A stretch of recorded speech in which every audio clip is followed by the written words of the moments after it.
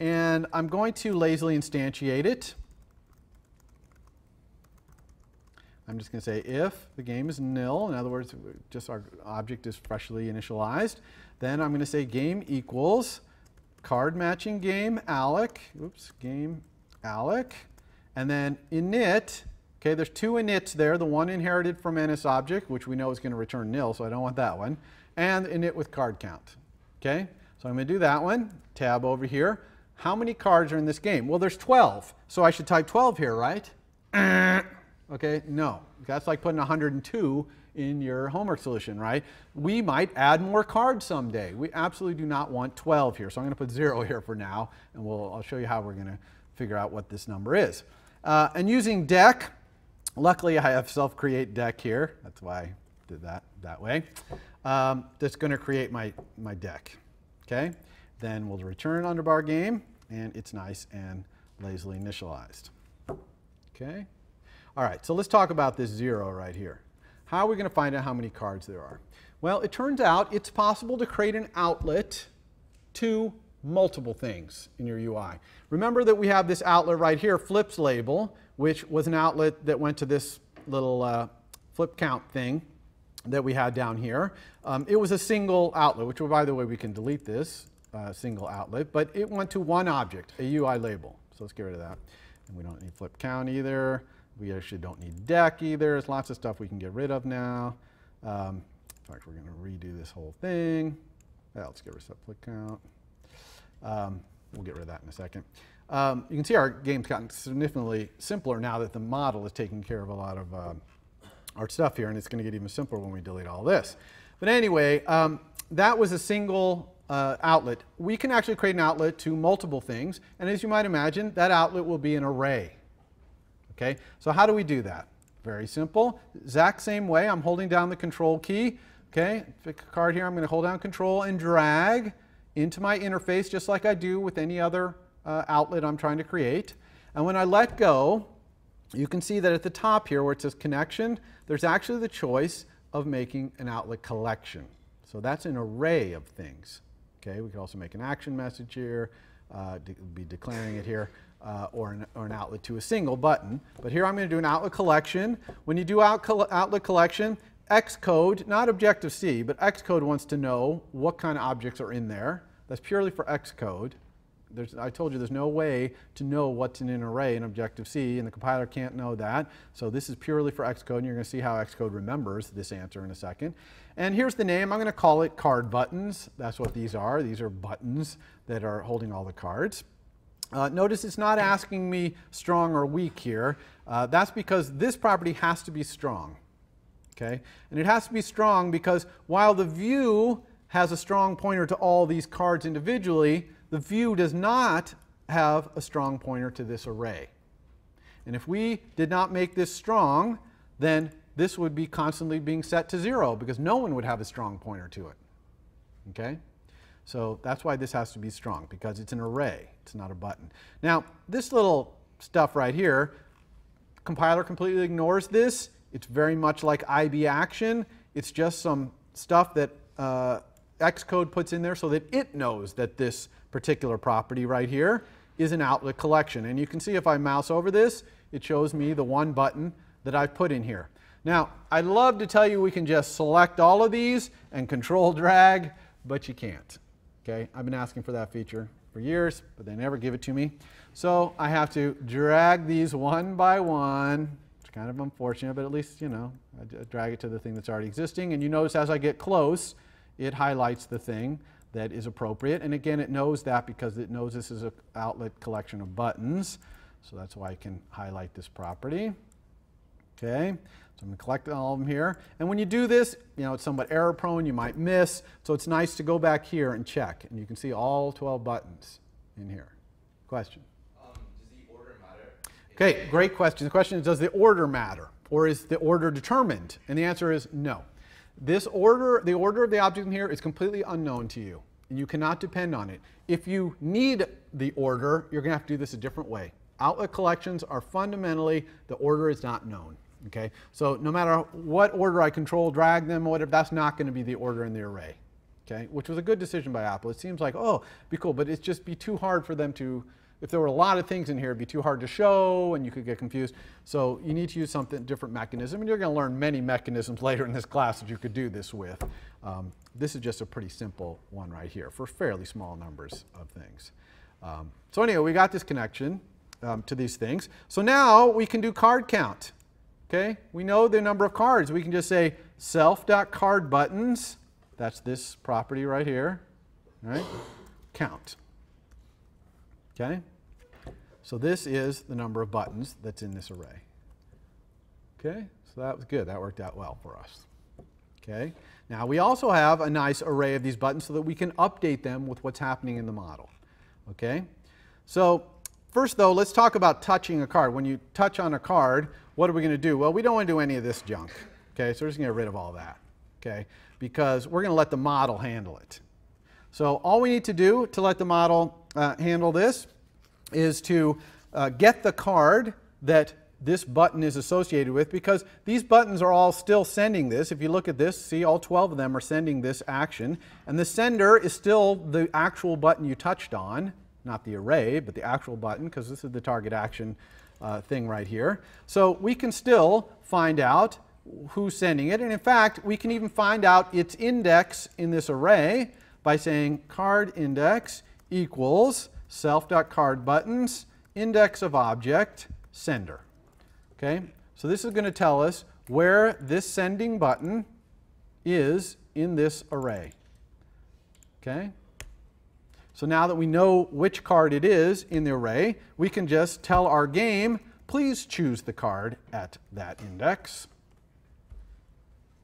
Okay, and we're just going to tell our model, hey, choose that card. Now, one thing here though is choosing that card might change the state of the game. Okay, might cause some points or match some cards. A lot of things could change. So we're going to put a little update UI here.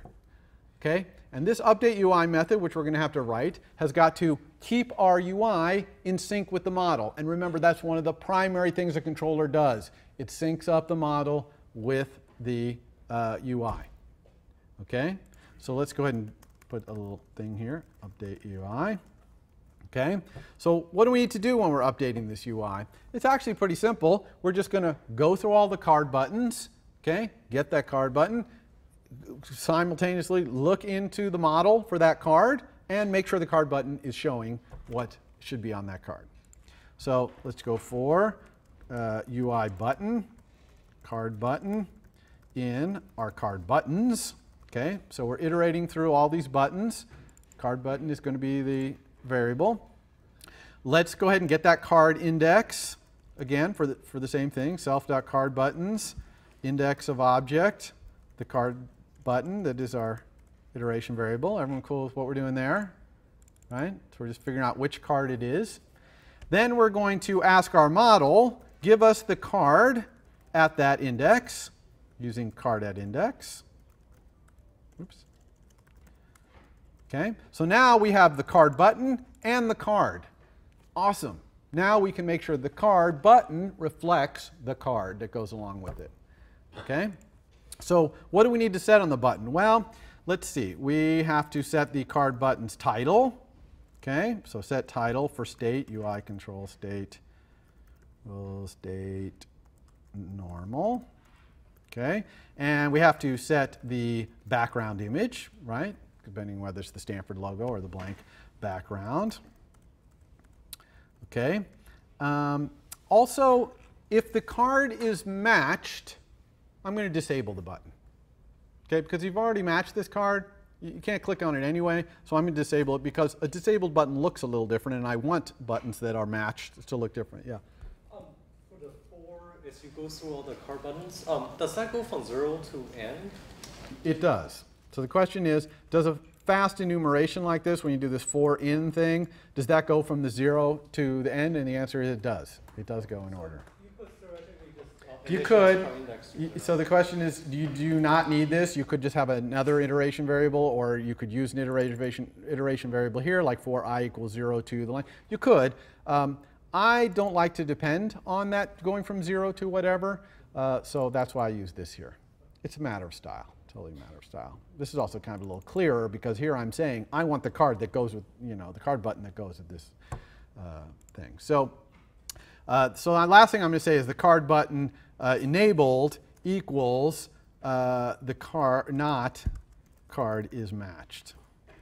Okay, so the button will only be enabled if the card is not matched. Okay, now of course I have these two things which I haven't provided, right? I've just left them. We don't have that argument. And actually for both of those, I'm going to create little other methods here, helper methods. So for the title, I'm going to have a helper method called title for card. It's going to take a card as the argument. And it's going to return the title for that card. And for the background, I'm going to have UI image, background image for card. Hopefully as we go along, you'll start to see the naming conventions that we use. We often try to have this last part of the name of a method before a colon indicate what we're looking for. So here we're looking for a card, so we try to make a thing. Look at this one, button, right? This is a button. So we try to make these arguments guide the reader towards what we're asking for there. We don't want to get too overwrought about it, but it's a general naming convention there. So what is the title of a given card? So I have the card. What's its title? Well, if the card is chosen, then I'm going to return the contents of the card. If it's not, I'm going to return empty string or nil. So I'm just going to say return card.isChosen, question mark, card.contents, otherwise empty string, let's say, or nil, either one in this case. And how about the background image? This is kind of a cool one. I'm going to say return a UI image, image name is card.isChosen. So if the card is chosen, then I want the card front, otherwise the card back. Now you probably think I'm just in love with this question mark colon syntax, which I do like it a lot. It's kind of clean. But anyway, you understand what I'm doing here, right? I'm actually having the name in here with the question mark colon nested inside the message style to get the image. Okay? So now I can use that here.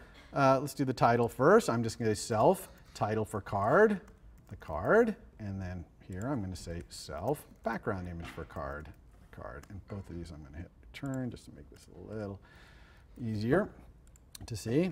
Okay? So that's pretty much it. Okay? I've matched up my UI with my model. When I touch in the UI, I let my model know to choose a card, and we're pretty much good to go. I think that's all I wanted to show. Yeah, we'll do the score in a second here. We need a score, but before we do the score, let's go ahead and run this and make sure that it's working. Okay, so when I click, hopefully I get a random card, and when I click again, hopefully it continues to be the same card. Okay, that would be bad if that was constantly getting a random card, but we know we got rid of that code, so it's not going to do that. So there's a king, 5, 2. Okay, now we got 2 clubs right here, so I could do that. Oh, didn't match.